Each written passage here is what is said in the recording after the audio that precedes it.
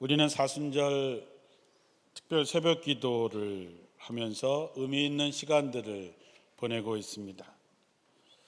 특별히 기도에 대해서 우린 그 어느 때보다도 진지하게 말씀을 듣고 그 어느 때보다도 목소리 높여서 기도하고 하나님과의 진정한 화해, 하나님과의 깊은 교제를 나누며 어느 때보다 믿음을 가지고 하나님의 응답을 기다리며 나아가고 있습니다.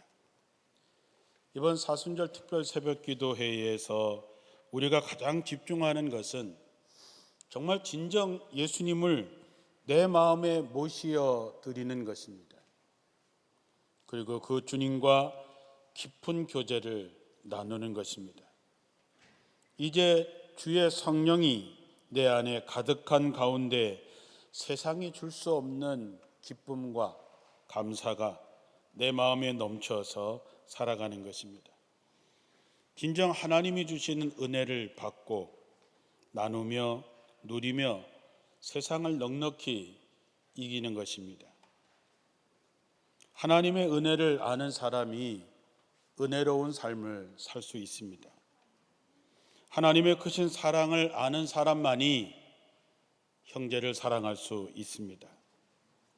더불어 사는 기쁨이 충만한 세상을 만드는 것이 하나님의 은혜를 경험하고 하나님의 사랑을 경험하지 않고는 이룰 수 없는 일입니다.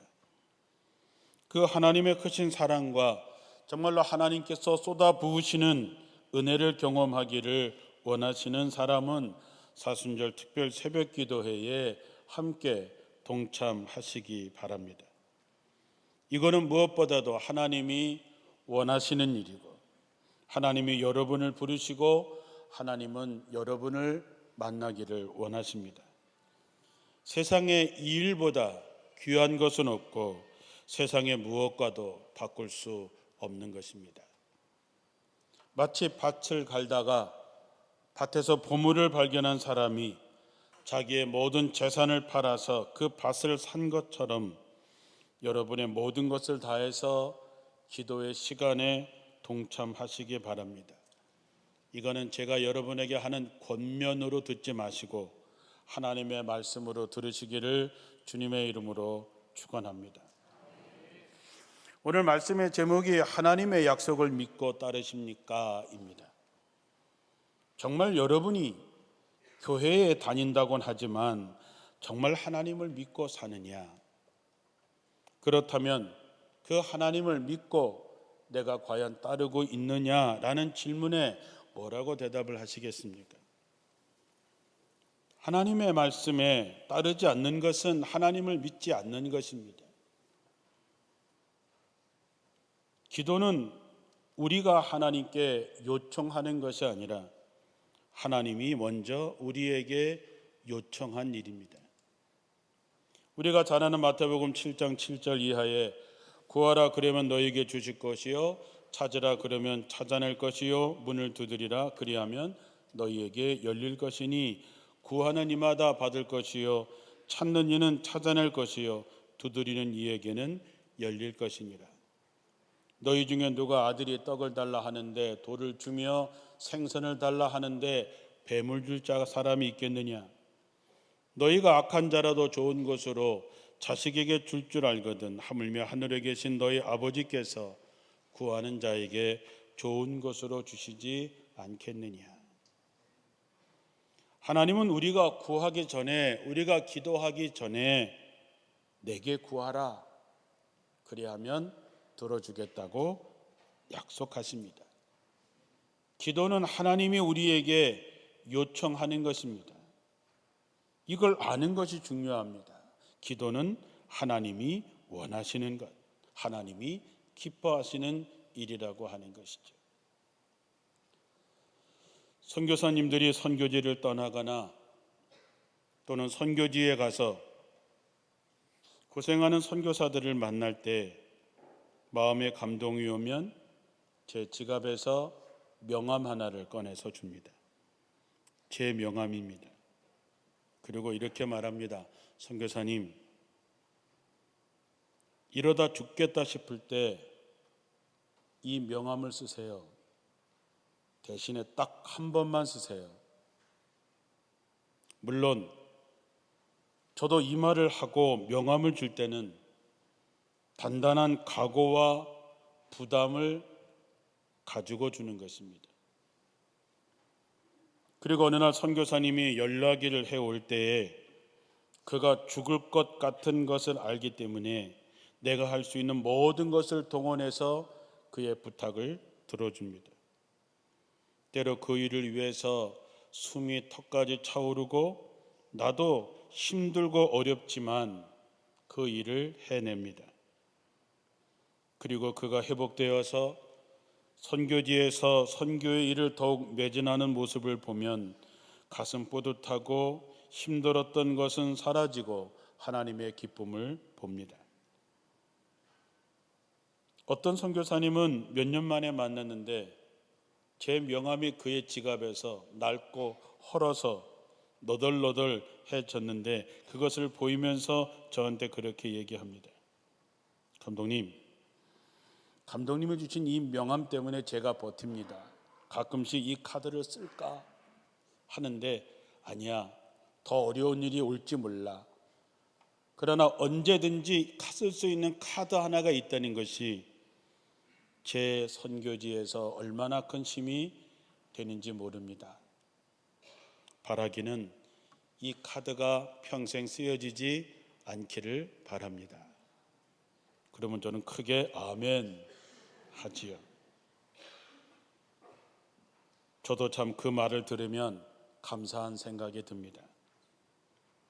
자주는 아니지만 때때로 이 일을 위해서 제가 개인적으로 부탁을 드렸을 때 기꺼이 동참해 주신 분들에게 감사를 드리고 미안해하는 제게 오히려 기회를 주셔서 감사하다고 말씀해 주신 분들에게 오늘 특별히 고마운 마음을 전합니다. 이런 일을 늘 함께 해주시는 분들이 많았으면 싶기도 합니다. 기도는 이런 것입니다. 우리가 먼저 요청하는 것이 아니라 하나님이 우리에게 자신의 명함을 주시면서 힘들면 얘기해 라고 하는 것입니다. 오늘 읽은 본문의 말씀, 이를 행하시는 여호와, 그것을 만들어 성취하시는 여호와, 그의 이름을 여호와라 하는 이가 이같이 이르시도다. 너는 내게 부르짖으라. 내가 내게 응답하겠고 내가 알지 못하는 크고 은밀한 일을 내게 보이리라. 하나님은 하나님보다 더 크신 이가 없습니다. 그래서 이를 행하시는 여호와, 그것을 만들어 성취하시는 여호와, 그의 이름을 여호와라고 하는 하나님이 우리에게 말하는 것입니다. 내게 부르짖어, 내게 기도해. 그러면 내가 내게 응답하겠고 내가 알지 못하는 크고 은밀한 일을 보이리라. 이번 특별 새벽기도 기간에 하나님께서 당신의 이름을 걸고 내게 부르짖으라고 말합니다. 이 하나님이 원하시고 요청하시는 이 하나님 앞에 부르짖어서 응답받고 여러분이 상상할 수 없었던 크고 경이로운 놀라운 일들을 경험하게 되기를 축원합니다. 정말 아멘이십니까? 여러분 이제 아멘도 씩씩하게 하시기를 바랍니다. 은혜 받을 때만 아멘 하는 것이 아니라 내가 아멘 함으로 여러분의 마음에 은혜와 확실한 믿음이 생겨지게 되는 것이지요. 아멘은 두 가지 의미가 있다고 했습니다. 하나는 그 말씀이 진실입니다. 진실로 그렇습니다. 또 하나는 그 말씀이 내게 이루어지게 하옵소서. 정말 여러분 모든 말씀에 아멘하는 성도들이, 그것도 씩씩하게 하는 여러분들이 되실 때 여러분들의 마음에 확실한 믿음과 역사가 이루어질 줄로 믿습니다. 계시록 5장 8절에 보면 그가 그 두루마리를 받아들었을 때에 네 생물과 24 장로가 각각 검은 거와 향이 가득하게 담긴 금대접을 가지고 어린 양 앞에 엎드렸습니다. 그 향은 성도들의 기도입니다. 사도 요한이 본 하나님의 나라에 대한 환상에 두루마리와 검은고와 향이 가득 담긴 금 대접을 보았습니다. 두루마리는 말씀이고 검은고는 찬양이고 금 대접에 가득한 향은 성도들의 기도라 그랬습니다. 금 대접에 가득한 향은 여러분의 기도가 담겨 있습니다. 우리가 새벽마다 주여 3번 외치고 부르짖는 그 기도는 금 대접에 담겨서 하나님께 올라갑니다. 믿어지십니까, 여러분? 금 대접에 담긴 향이 성도들이 올린 기도라고 했는데, 그런데 여러분, 만약에 여러분의 기도가 그 대접에 담겨 있지 않다면 얼마나 슬픈 일이겠습니까? 여러분의 이름과 마음의 소원이 여러분의 부모님의 이름, 여러분의 자녀들의 이름, 여러분의 손주들의 이름, 여러분들의 기업의 이름, 여러분의 전도 대상자의 이름이 그 금대접에 없다면 얼마나 불행한 일이겠습니까?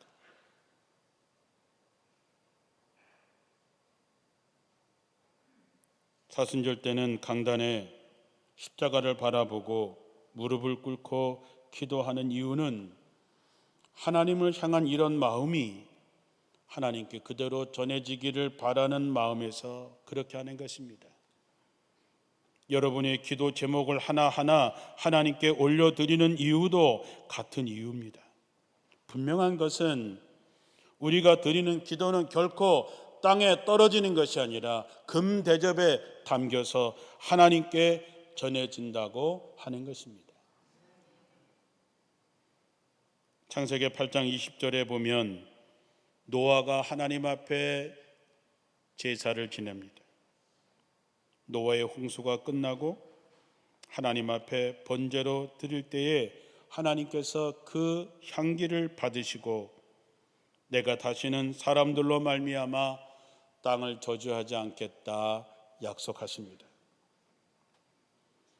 번제를 드릴 때에 그 향을 하나님께서 받으시고 하나님께서 그 마음을 돌이키시고 다시는 내가 이 땅에 저주하지 않겠다 말씀하는 것이지요. 기도는 하나님께서 기뻐 받으시는 순종의 제사입니다. 사랑하는 성도 여러분, 기도로 하나님을 기쁘시게 하시기를 주님의 이름으로 축원합니다. 창세기 28장 12절에 보면 야곱이 형을 피해서 혈을 단신 외삼촌네 집으로 도망을 가다가 들판에서 돌베개 하나 베고 자다가 꿈을 꿉니다. 근데 그 꿈에 보니까 사닥다리가 땅에서 하늘까지 닿아 있는데 가만히 보니까 하나님의 사자들이 그 사다리를 오르락 내리락 하는 것을 봅니다. 땅과 하늘과 연결되어져 있는 그 사닥다리에 하나님의 사자들이 오르락 내리락 하는 것을 보면서 무엇이 상상이 되십니까? 저는 하나님의 사자들이 여러분의 기도를 가지고 오르고 하나님의 응답을 가지고 내려오는 것이 상상이 됩니다. 향기가 올라가야 하듯이 우리의 기도가 올라가야 응답이 내려오는 것입니다. 또 하나, 기도가 하나님이 원하시는 것이고 하나님의 요청이라면 우리의 기도에 하나님은 이미 계획을 갖고 계시고 이미 답을 갖고 계시다고 하는 것입니다. 하나님께서 자기 이름을 걸고 말씀하시지 않습니까? 내게 부르짖어라, 나를 불러라, 내가 응답하겠다. 너 스스로 결코 깨닫지 못할 경이롭고 놀라운 것들을 내가 너희에게 보여주겠다. 나를 불러라 하는 것이 뭡니까? 우리가 기도를 올려드리는 것입니다. 내가 응답하겠다, 하늘에서 내려오는 것이지요. 하나님은 이미 준비하고 계십니다. 우리가 시작할 때 하나님의 시간은 작동되기 시작합니다. 내가 기도하면 그 다음 차례는 하나님 차례입니다. 여러분, 기도하는 게 어렵습니까? 응답하는 게 어렵습니까? 당연히 응답하는 게 어렵지요. 응답은 책임을 져야 되는 것이기 때문입니다. 그러면 기도가 이렇게 쉬운 일인데 우리가 기도하지 않는다면 그는 영적으로 바보일 뿐입니다. 분명히 아시기 바랍니다. 하나님께서 우리에게 기도하기를 바라시고 기도하라고 하셨다면 하나님은 이미 그 기도에 계획을 갖고 계시고 그 기도에 답을 갖고 계시다고 하는 것입니다. 우리가 민수기 21장에 보면 이스라엘 백성들이 하나님과 모세를 원망합니다. 그러자 하나님께서 백성들에게 불뱀을 보내서 그 뱀들이 사람을 무니 이스라엘 백성들이 많이 죽었습니다.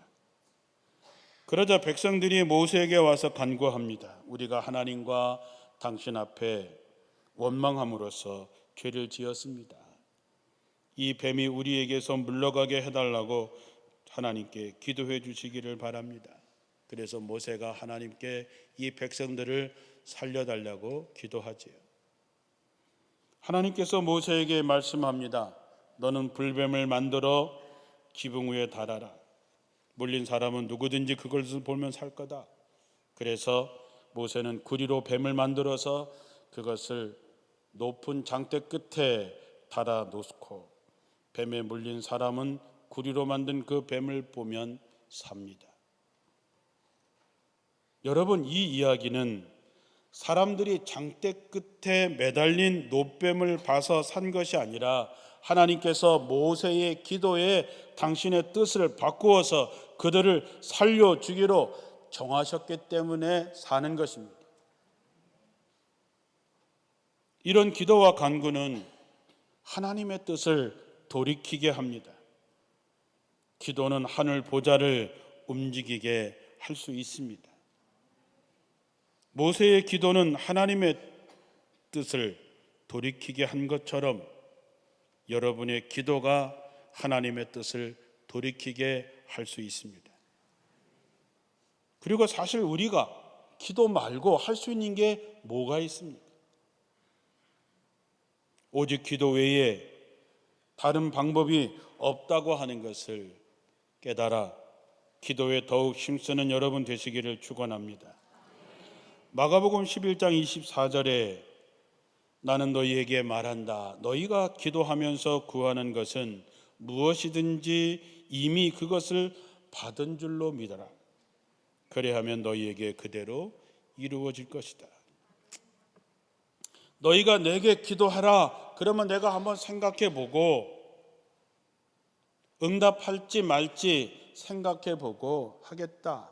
그러면 여러분, 우리가 기도할 때마다 얼마나 염려가 되고 근심이 되겠어요. 하나님이 들어줄까 안 들어줄까 고민하게 되겠지요. 근데 하나님은 그런 하나님이 아니십니다. 하나님은 기도하면서 구하는 것 무엇이든지 이미 그것을 받은 줄로 믿어라. 그래야만 너희에게 그대로 이루어질 것이다. 기도하면 그대로 되리라고 하는 것은 기도하면 이루어진다는 것이 아니라 하나님께서 먼저 기도하면 그 뜻을 이루어 주기로 작정하셨다고 하는 것입니다.